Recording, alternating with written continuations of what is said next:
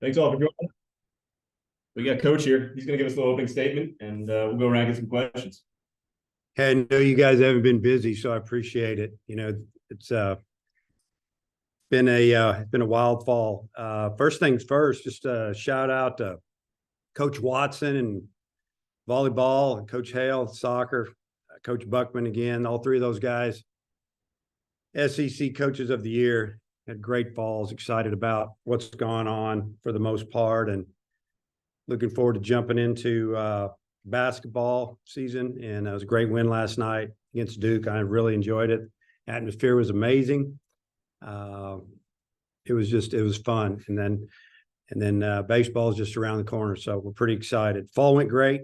For the most part, stayed healthy, which is always a concern in the fall. The fall is all about development. It still is.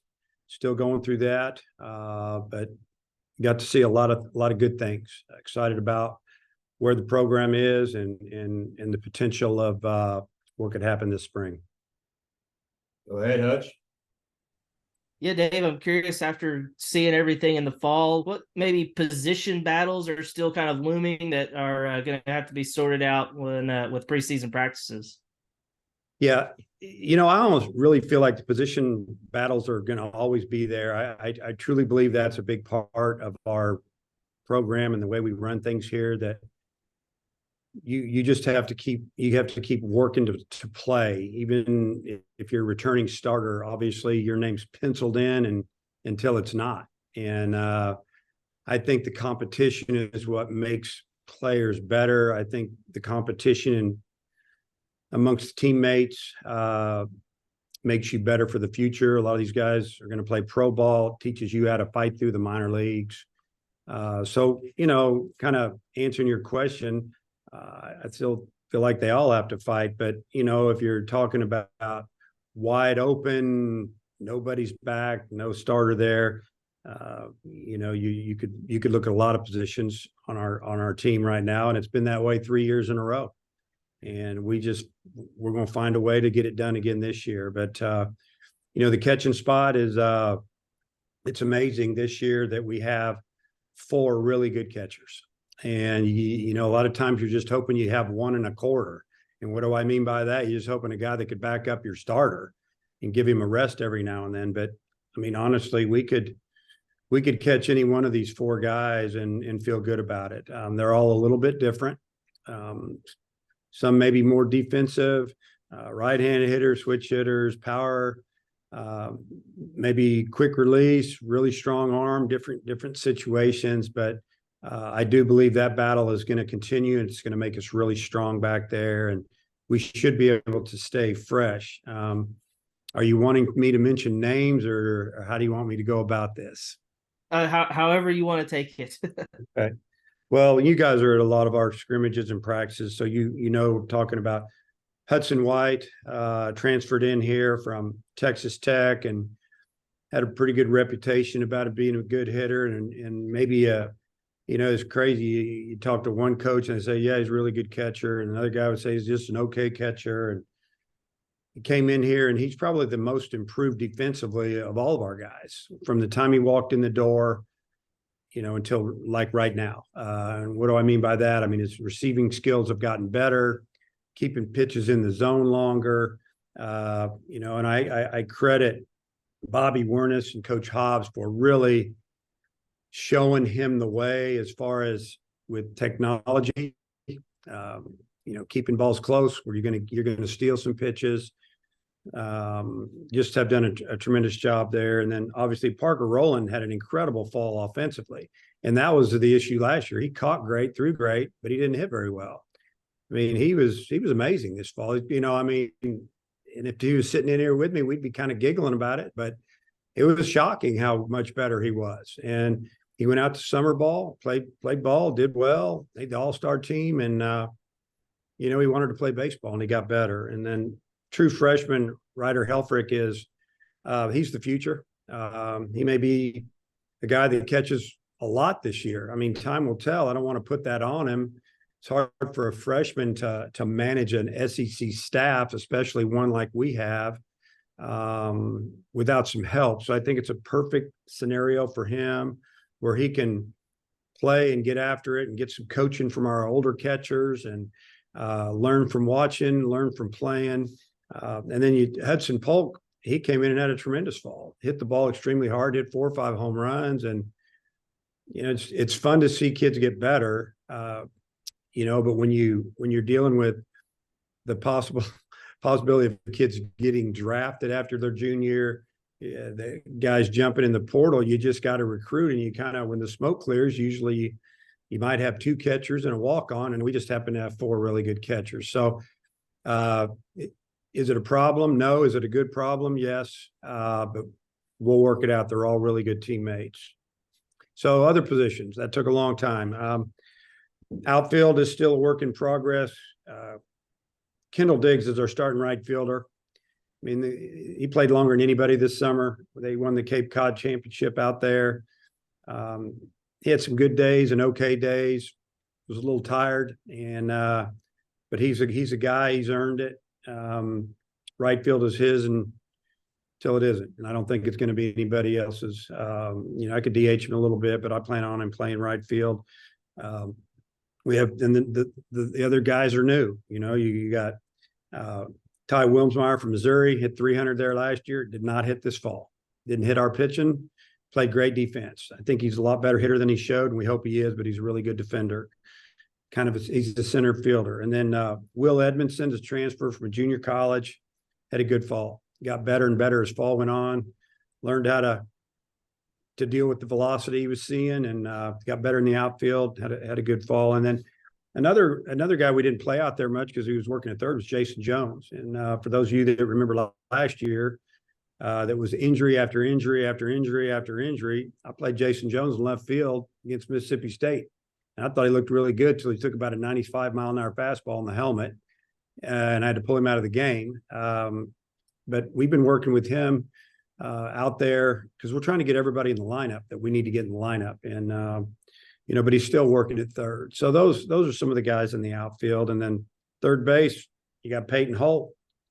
You got Jared Sprague-Lott, who played at Richmond last year. That's one of our top defenders. Started hitting the ball really well at the end of the year. He had 300 at Richmond last year, and he could play anywhere. He's kind of our utility guy. Plays short, second. He can play first if we want him to, but he also is a really, really good third baseman defensively.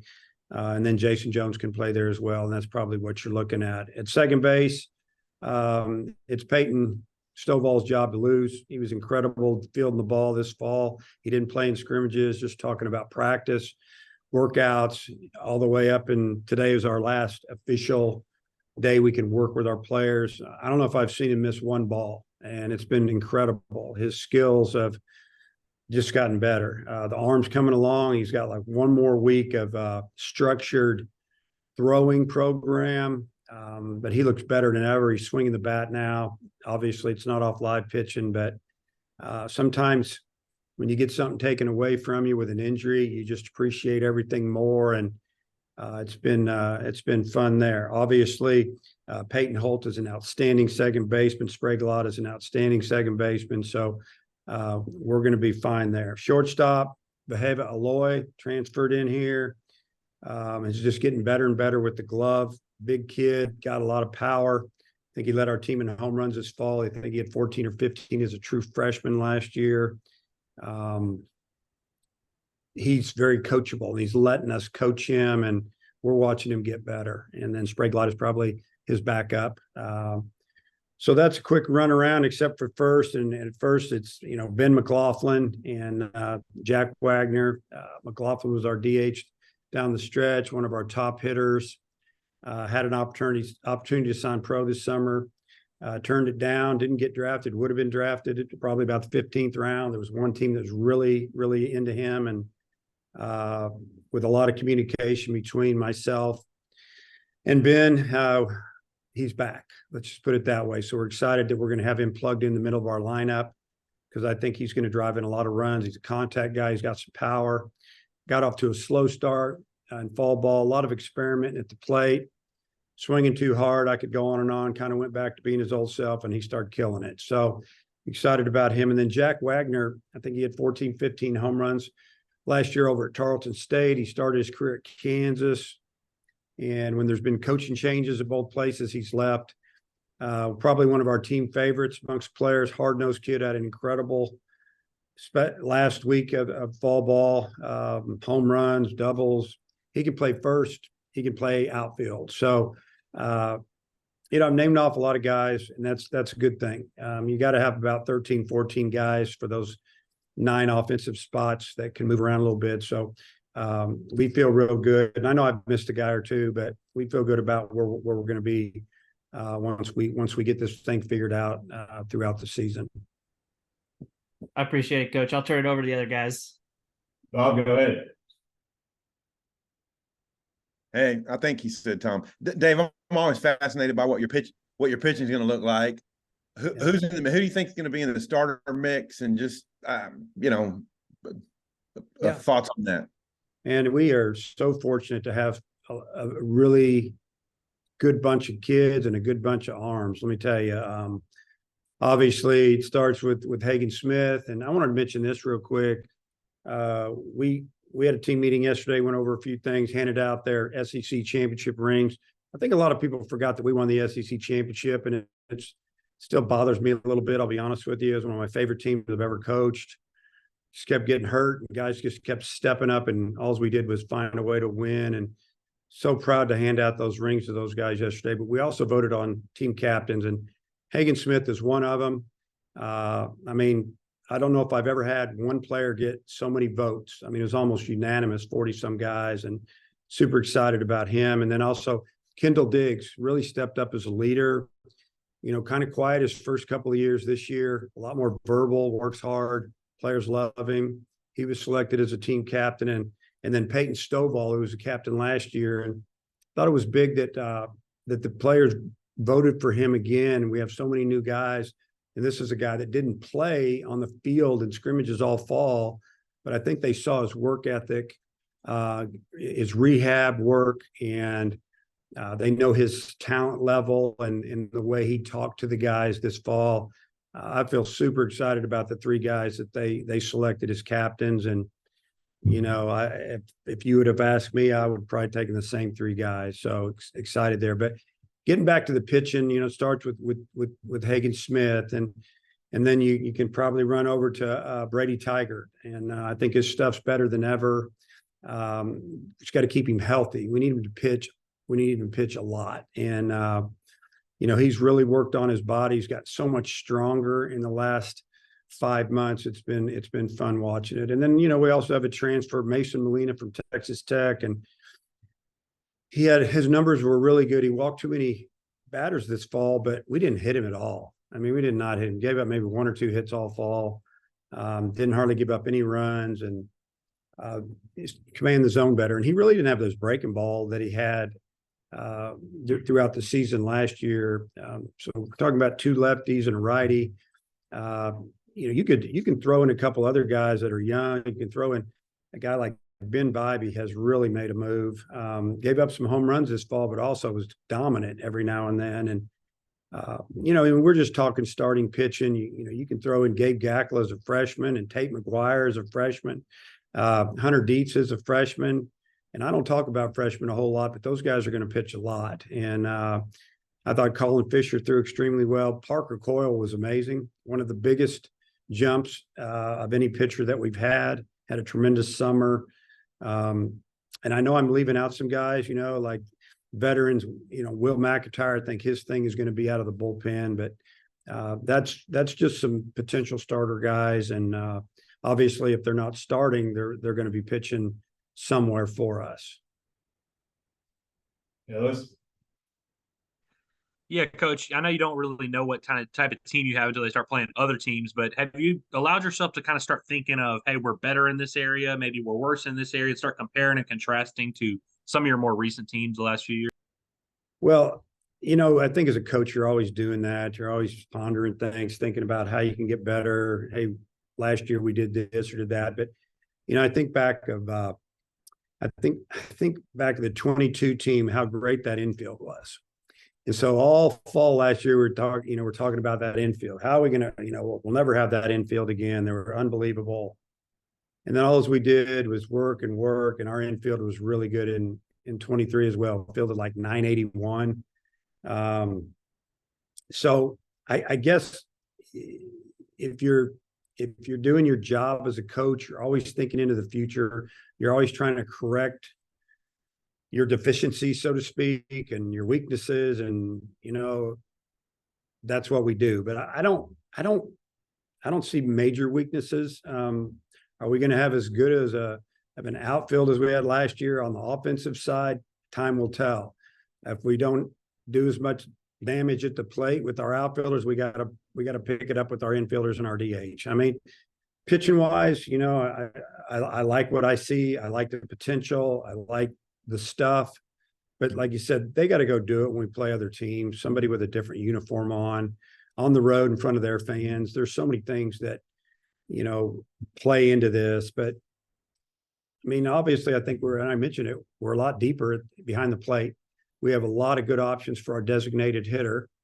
I feel like that, example, John Bolton did a great job at shortstop for us last year. Didn't swing the bat a lot. We have a good shortstop. He's very dangerous at the plate. And so, there's a little give and take. Second base, we're going to be fine. Third base, we're going to be fine. I don't think we've gone backwards very many places, if any. The outfield is very inexperienced. I mean, we lost Tavian Josenberger, who's an incredible leadoff man last year. We were rolling until he got hurt, and then we really struggled. By the time he got it going, our season ended. And so that's still a work in progress. Center field, outfield play. So, but for the most part, we have enough. I'm sure the rest of the league has enough. It's going to be who can do it on Friday, Saturday, Sunday, Thursday, Friday, Saturday, and we'll see what happens. All right, Bob, close it out. Hey, Dave, you started to say something there about that something bothered you, and you were talking about handing out the rings. What were you? Well, what bothers me, I said, we won the SEC championship. A lot of people didn't even realize that. I mean, we won the SEC 2 out of the last 3 years, whether we tied with Florida or not. I just felt like the season ended. It was kind of sad. I felt bad for the team. They weren't really celebrated.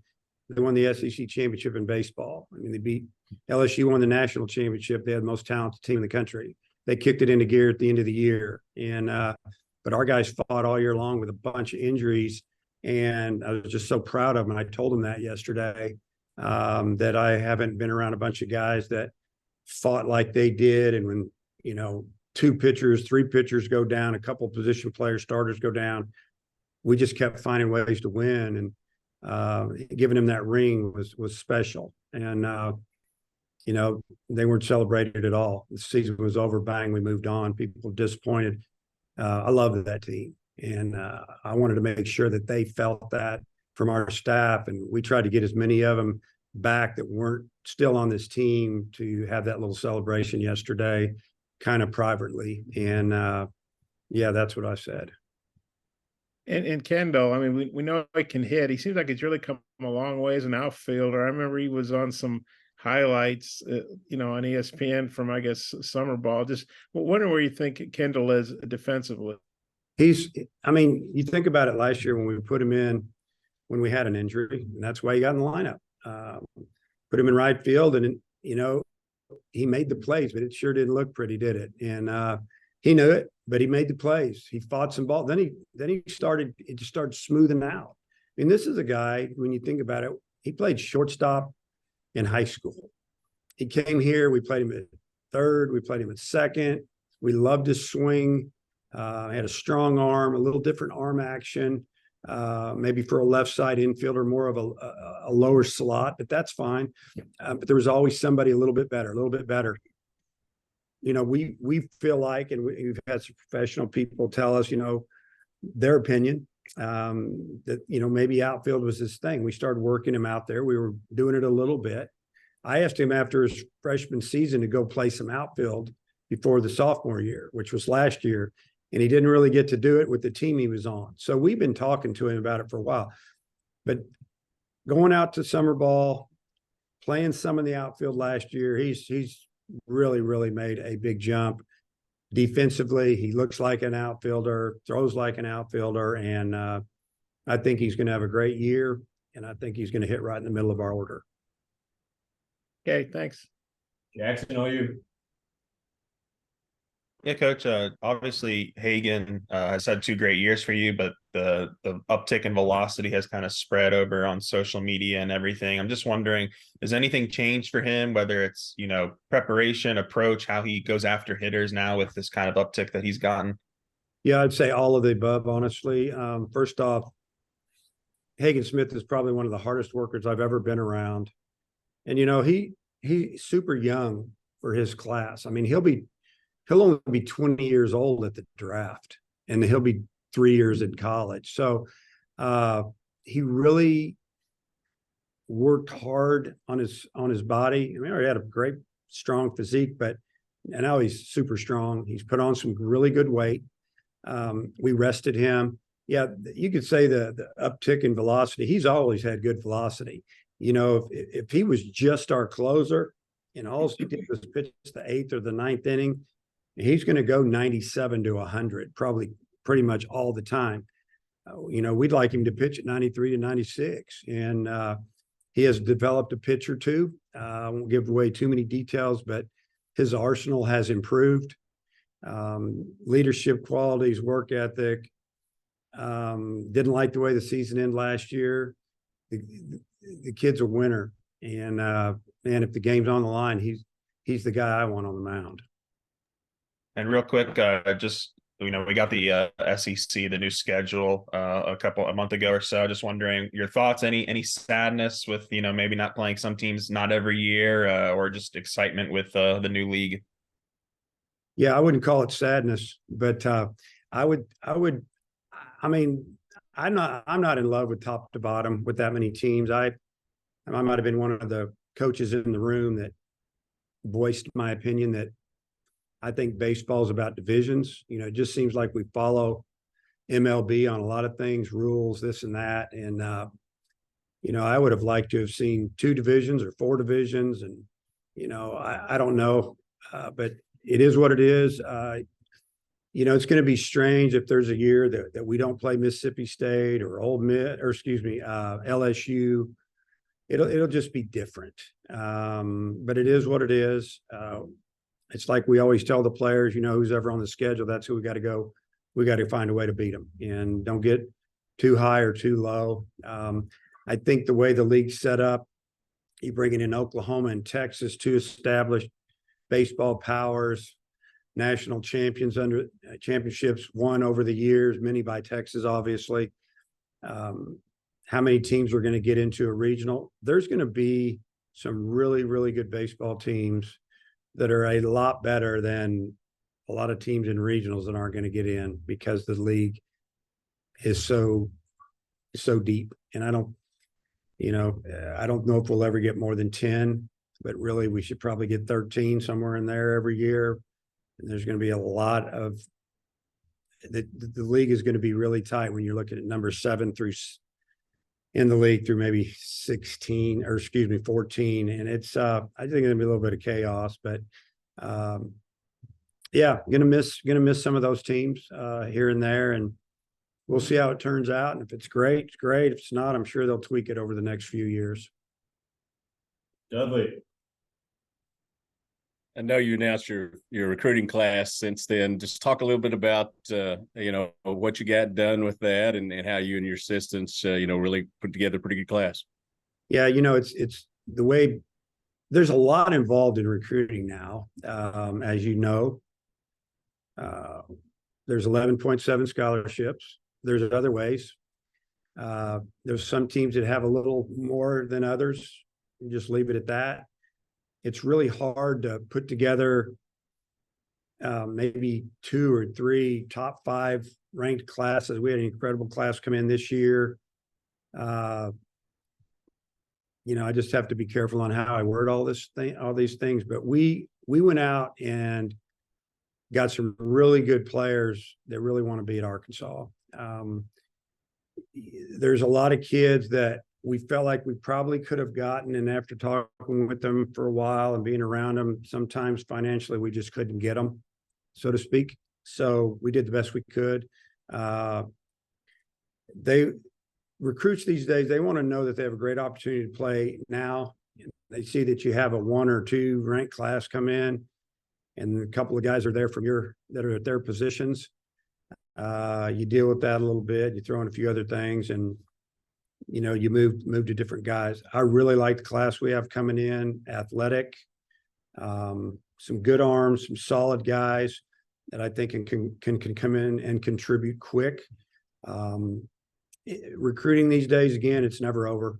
It wasn't before, but it's even more so now. You're recruiting until the day we start school almost, because of the landscape of everything. So jumping around on your question a little bit, excited about our class, excited to watch them play and see how they do this spring, and try to get as many of those guys to school. Appreciate it. Oh, it's come back around again. Yeah, Dave, I was wondering what your reaction was to the new Arkansas Edge NIL collective, just kind of what you think about all that. I love it. We need it. We need it. Can't really talk about it, but there's a lot going on in the SEC, the ACC, all over the country. And you just want to be able to compete for players on an equal basis. And, that would be huge for our program if we knew where we were at with the collective, and knew what these guys would have an opportunity to, come in and get some employment and know what they were going to get before they got here. It would be big. So I'm excited about Edge and them getting to work, and we'll do whatever we can, whatever the rules let us do, to point out things and help them. I appreciate them a lot, believe me. Great. Coach, thanks for your time as always. Okay. See you guys.